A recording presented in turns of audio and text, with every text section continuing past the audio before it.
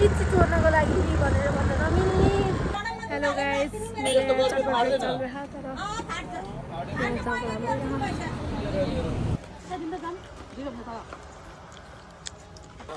Guys हामी चाहिँ चटपट खाएर लागिसक्यौँ। अब हामी यहाँबाट चाहिँ घर जान्छौँ। हामीलाई अलिअलि सामान किनेर अनि घरबाट चाहिँ हामी फेरि निस्किन्छौँ चटपटको लागि। हेलो गाइस, हामी चाहिँ मिर्तीबाट भित्र लागिसक्यौँ।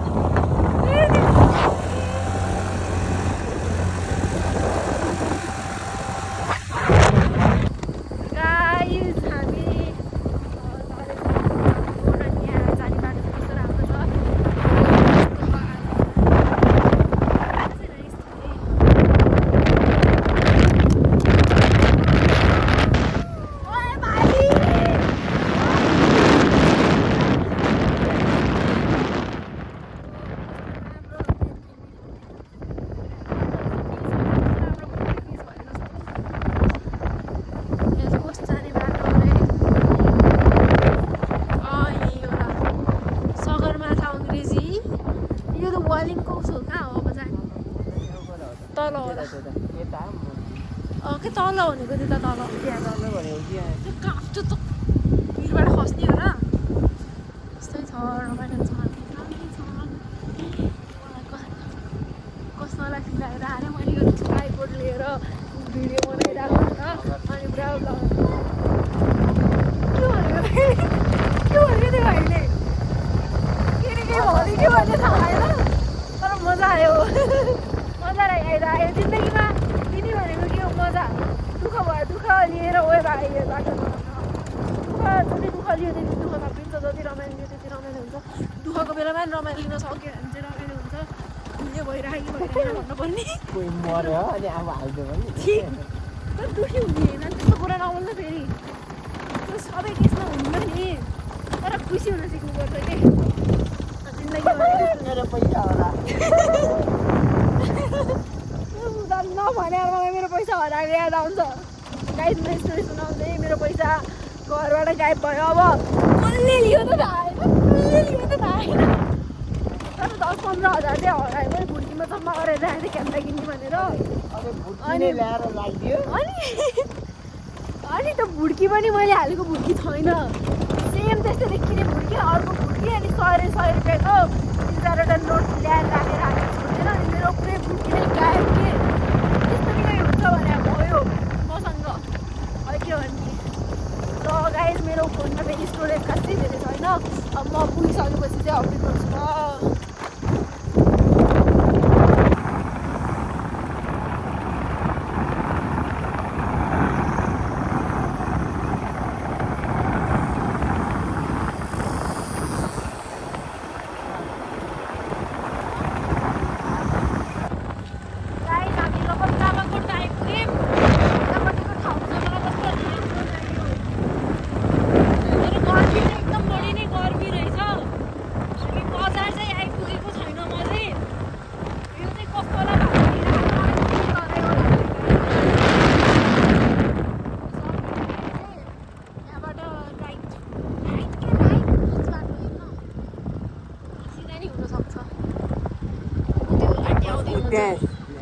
त्यस्तो नराम्रो आजहरू के नबोल्न मेरो भ्लगमा नि आउँछ कि फेरि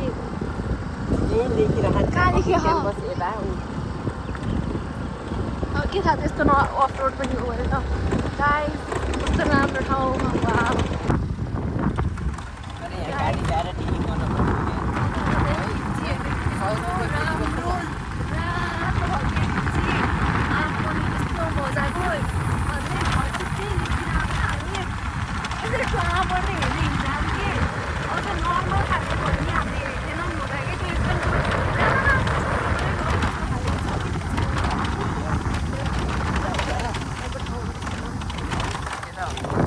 खै यहाँबाट बजार निस्किन्छ भनेर सोध्न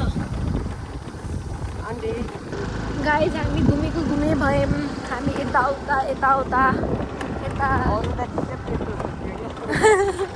हामी एकदम लिमिटेड पेट्रोलमा आएको थियौँ हामीलाई भोलि घर जानलाई उसमा होला त्यो पेट्रोलको यहाँ चापाको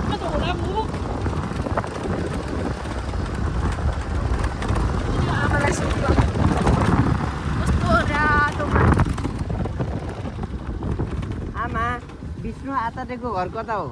विष्णु आचार्य विष्णु आचार्य हजुर विष्णु आचार्य भन्नाले चिन्नु होइन विष्णु आचार्य हजुर आचार्य खोइ यता कताबाट जानु पर्यो? त्यहाँबाट उतातिर सिधा जाने यसो जाने अलिकति अहिले बनेको बाटो छ हजुर त्यहाँ यसो जानु विष्णु घरमै पुगिन्छ पुगिन्छ हस् हुन्छ हो त्यो नहर पारिपट्टि बाटोबाट हजुर अहिले भर्खर खोल्दैछ हजुर त्यहाँ जानुहोस् न तल यहाँ बाटोबाट अहिले नयाँ बाटो बनिएको छ त्यहाँ यसो जानुहोस् हस् धन्यवाद जान्न भेटाउनु मैले लान त सजिलो बाटो लान्छु कि goal goal goal goal goal घुमेको घुमे भयो यो गर्मी यतिको गर्मी नहुने भए मलाई ठाउँ चाहिँ कस्तो राम्रो लाग्यो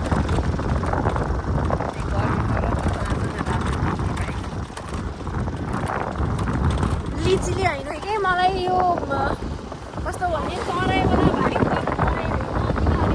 पाहाडमा देखिरह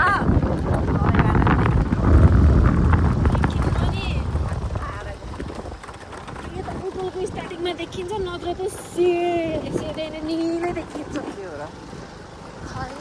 उदय आमा भेटिनु भयो गाइस खासमा मैले सुरुमा भनेको बाटो ठिक रहेछ यो हाम्रो भाइले चाहिँ मैले भनेको बाटो होइन बाबु यहाँबाट यो चाहिँ लिएर किन सक्छौँ राम्रोसँग हिँड्न बाटो ठिक होइन भनेर अनि लिएर आयो लास्टमा हामी चाहिँ पनि यो दुःखवाला बाटो हिँड्नु पऱ्यो र कस्तो राम्रो देखिएको छ कि आउँछ मलाई किन असाध्यै मलाई फेरि मन पर्ने भनेको यस्तै ठाउँ मलाई उस पनि खतरा मन पऱ्यो त्यो खुट्टा त्यो पनि काइन्ड अफ यस्तै भाइबाट थियो होइन यहीँको नजिकै पर्ला त्यो पनि कालीगण्ड लिएको छेउमै थियो अनि अझै हामी यो दुःखवाला बाटो त्यहाँ बसेर भिडियो गऱ्यो भने कस्तो राम्रो आउँदा घाँसे घाँसे मकै बारी के थियो अरे के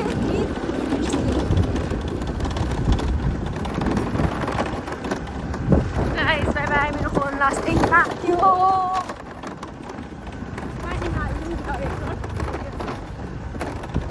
अब यो त लास्ट गाह्रो बाटो आइपुग्यो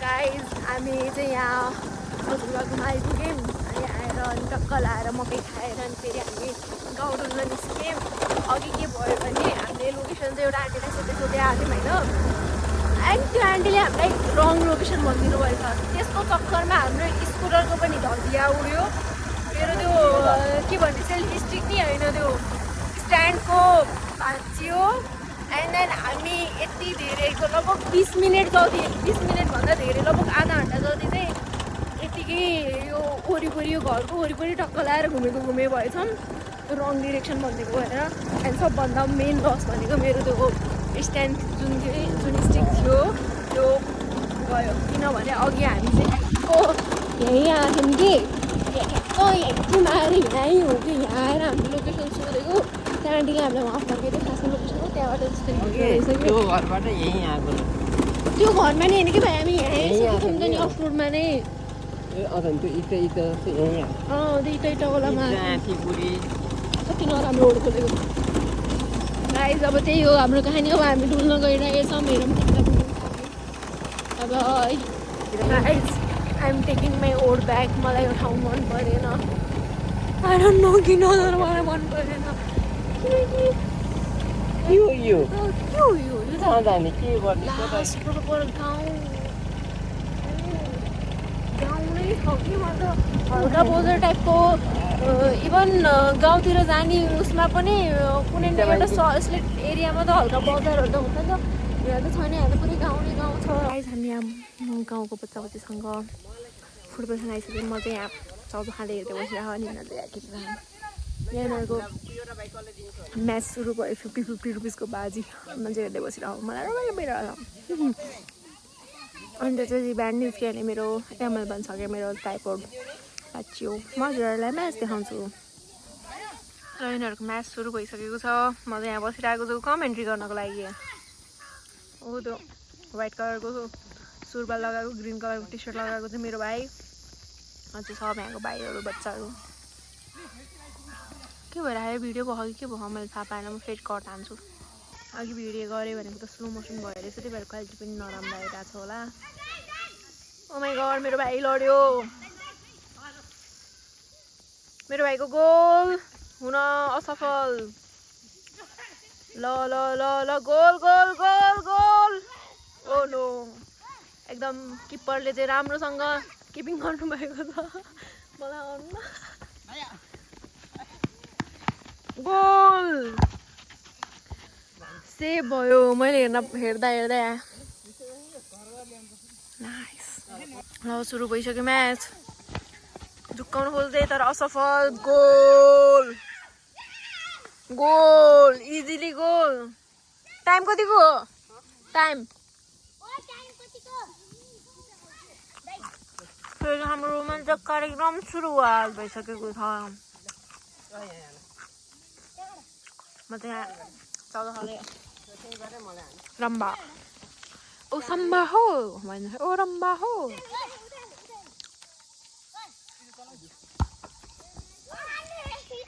ल ल ल, खतरा खतरा खतरा, तर असफल। गोल हाल्न असफल। मलाई चाहिँ होला कमेन्ट गर्दा अब लास्टमा चाहिँ विनरको भयो भने हेर्न चाहन्छु। अघिको गेम चाहिँ मेरो भाइले हार्यो। यो चाहिँ नयाँ गेम स्टार्ट हुँदैछ। खेल्दै खाने नरु। मलाई नि गएर खेल्न मन लागिरहेको छ तर म खेल्दिनँ। यो ग्राउन्ड यस्तो रातो छ, क्यामेरामा त्यति बढी रातो देखिरहेन तर लास्ट रातो त भाइ। किपर तारको गेमको सुरुवात। ल हेलो गाइस, गुड मर्निङ। आज मेरो ब्लगको नयाँ दिन। अनि आज चाहिँ मैले बटुल्दैछु लिची। अघि नै बटुलेको भिडियोहरू बनाएन। आँप र लिची बटुलेर भइसक्यो, म देखाउनेवाला छु। तपाईँहरू हेर्न सक्नुहुन्छ, यहाँ छ लिची अनि यहाँ छ आँप। अनि भाइ गएको छ त्यहाँ अझै बटुल्दै गर्नको लागि। अनि हाम्रो हजुरबाले चाहिँ त्यहाँ माथि चढेर टेकिराख्नु भयो। मलाई चाहिँ यहाँको गर्मीले गर्दा लास्ट अल्छी लाग्यो। यस्तो निन्द्रा लागिरहेन, मजाले सुएको स्टिल निन्द्रा लागिरह। हामी यहाँबाट खाना खाएर के गरेर निस्किन्छौँ। अरू भिडियो मसँग छ कि छैन मैले बिर्सेँ, यति नै होला सायद। यहाँ डोनाल्ड ट्रम्प जस्तै पारी छ।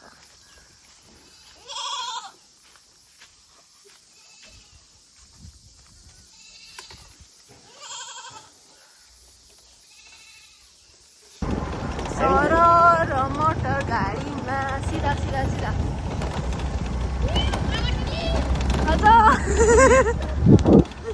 आँप ल्याउन भन्ने म ब्लगर दिदी हो, मलाई आँप ल्याउन भन्ने। हेलो गाइज, हामी चाहिँ चापाकोटबाट अब फेरि ब्याक टु पोखराको लागि राइडरको बनाएर हाम्रो भाइ यस्तो पत्र राइडर हुनुहुन्छ कि सही सलामत पोखरा पुगिन्छ कि पुगिँदैन थाहा छैन। तर राम्रोसँग चलाऊ भाइ, किनकि हामीसँग टाइम जति नि हो त्यही भएर आनन्दले चलाऊ न। अब बाटोमा केही इन्ट्रेस्टिङ होला, कोही काफल टिप्ने होइन, मेबी हुन सक्यो मेबी नहुन सक्यो। इन्ट्रेस्टिङ भयो भने भिडियोमा आइहाल्छ के अरे। यदि इफ भिडियोमा आएन भने यही नै हो मेरो अन्तिम भिडियो। ल हस् त, thank you, bye bye, thanks for watching.